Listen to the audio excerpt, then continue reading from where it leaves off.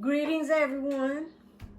This is Dee from Purple Sage Healthy Living, and today in my kitchen we're going to make some cornbread. Yes, old-fashioned Southern cornbread. Well, I shouldn't say old-fashioned Southern because a lot of people add sugar to give it a little, a little sweet taste. I don't do that. Sometimes if it's requested, but most of the time no. But the good thing about cornbread is that you can add whatever you like. Say if you wanted to add whole kernels of corn into your cornbread. You can add jalapenos if you like them, with a little heat. Just whatever you want to do. And if you don't want cornbread, you can always use a mix to do muffins. So I like, and my family likes cornbread. I'm going to make a pan. The only thing that's different that maybe some people don't use will be the sugar. It's milk. And for my oil, again, I'll be using grapeseed oil. And milk and eggs and flour, you're going to use a equal amount of flour, and I will use all-purpose, self-rising, whatever you want to call it, or either one of those. I wouldn't just use plain unless you're going to use your own baking powder and your salt. If you're just using regular flour, self-rising, or what did I say? Self-rising or all-purpose. I usually keep that so I don't have to keep buying different. It goes with just about everything. But yeah, I will show you how I make mine, and let's see how it goes. The first thing I'm going to do is put a little oil in this pan. This is a stoneware pan. I think it's 10-inch. Yes, we like our cornbread. That is about, I want to say about a tablespoon. And I just take my fingers. Yeah, I got to put my fingers in it. I just take my fingers and go all the way around. And even though this is supposed to be non-stick, yeah, sometimes it will stick anyway. So to keep from doing that and breaking up my beautiful cornbread, I just take my time and do all the way around the bottom. As you can see, it's not a whole lot. There's not enough for it to run off. It's just enough to give it a really light coating.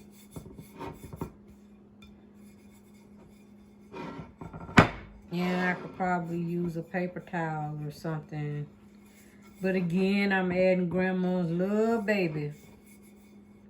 Yes. Alright. So, that's what we have. I'm going to set this to the side. And I have 2 eggs. For what I'm making, I have 2 eggs and maybe a cup and a quarter of milk, and about 1/3 a cup of oil. Now, like I said, with the flour, you're going to use equal amounts of flour and cornmeal. And again, if you don't use self-rising or all-purpose, you would have to add your soda, salt, and baking powder. So I have, it's already been mixed up, and I have altogether, this is 3 cups of this mixture. Okay.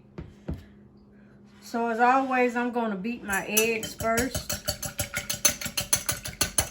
And you don't have to, they don't have to be like I did with my macaroni that I showed you how to make. it doesn't have to be, you don't have to beat it all the way, because the bread is gonna disguise that part. And one thing I wanted to tell you, if for people maybe who are just starting to cook, this is the kind of cup that you use for liquids. This is the kind of cup that you use for dried mixes. You put if this is one cup, you would put it in there and then just take a knife or this spatula, knock off the excess, and that would be your measurement. However, like I told you before, I don't do a whole lot of measuring. It's not rocket science. You after a while, once you start doing it, you're used to doing it a certain way, and you can kind of eyeball it and know what you're going to do. Now, that's easier done. This kind of a measuring cup, you should always look on the side. Don't look down in it. Don't look in it, because the measurement will not see. It's an optical illusion. It won't be the same. So always make sure you look from the side, so you know if you're going to measure, so you'll know exactly what you have. Okay, so I have scrambled my egg a little bit. Well, I beat the egg, okay? So I'm going to add my milk. Now, I know there's some people that just go ahead and add all this stuff into their dry mixture.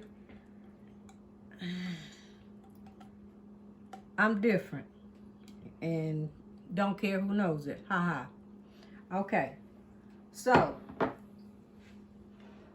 I'm just gonna stir that around a little bit to kind of mix it up.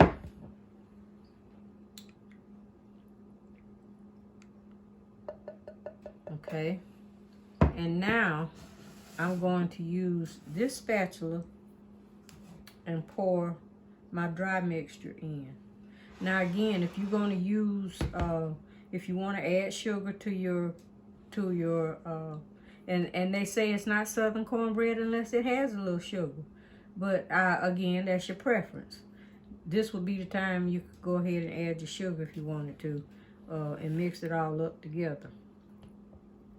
Okay, so I am going to pour this in here and give it a stir. Because the good thing about cornbread, it doesn't have to look like cake mix. You don't want to, it doesn't have to be, it can be lumpy. That's what I'm trying to say. You don't have to mix it up really, really smooth. So I've gotten it, it's a little wet, as you can see. So now, while it's kind of wet, I'm gonna go ahead and put my oil over in here. And now this is just the way I do it. You, honey, you do it however you want to, what makes sense to you. Again, I'm different, and it makes sense to me. Okay.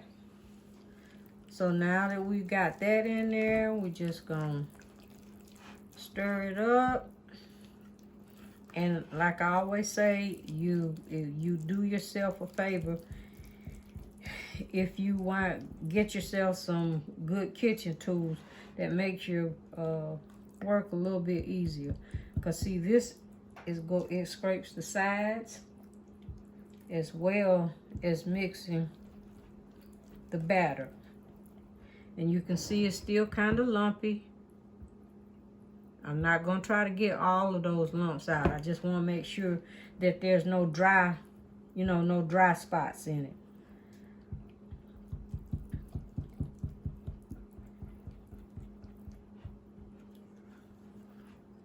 Okay.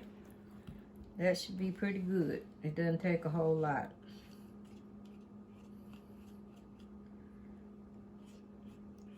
I'm going to scrape this off. Because again, y'all know I don't be trying to waste nothing. I want it all.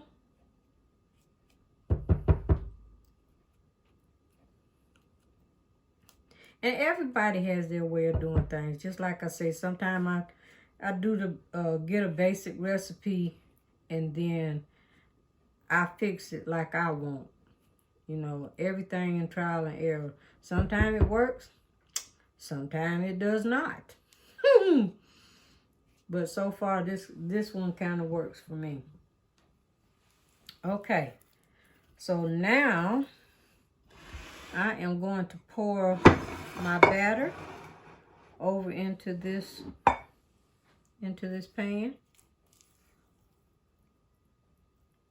And again, you'll see lumps, and that's fine. And as you can tell, it is not it's not runny. I don't have too much liquid. You don't want it dry so that it won't move. Like I always tell you, go online and find a recipe that you like and then make it like you want to. As long as you know the basics, you can pretty much do whatever you want to dress it up or dress it down however you want.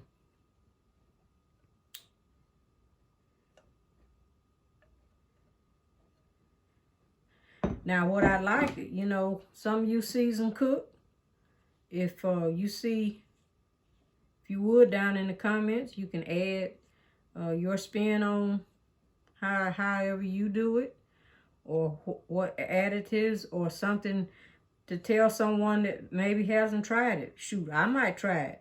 Just let me know. I give it a little shake, and as you can see, it does move, but it's not real runny. So what I'm going to do is let this sit here for about 10 minutes. And I'm not sure if that's what it does or not, but I've been told that that's what helps it rise just a little bit, you know, give it a little crown.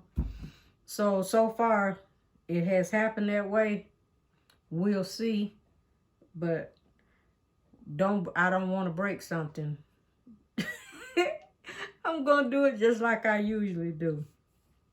So thank you for watching. I will let you see it after it has cooked. Oh, yeah. I forgot to tell you. I have put my oven on 400. And you preheat your oven on 400. And we're going to let this cook for, my starting point will be about 25 minutes. And you can use something like this. I've done it in glass.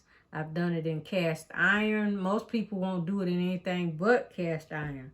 But I utilize everything that I have. So this is one of my favorites. It's actually, I think, supposed to be a pie pan. It's very wide and it's kind of deep. So, but it works for whatever I want it to work. Okay? Okay, with that said, you guys be blessed. Peace and love to you until the next video. And I will let you see what it looks like when it comes out of the oven. Take care.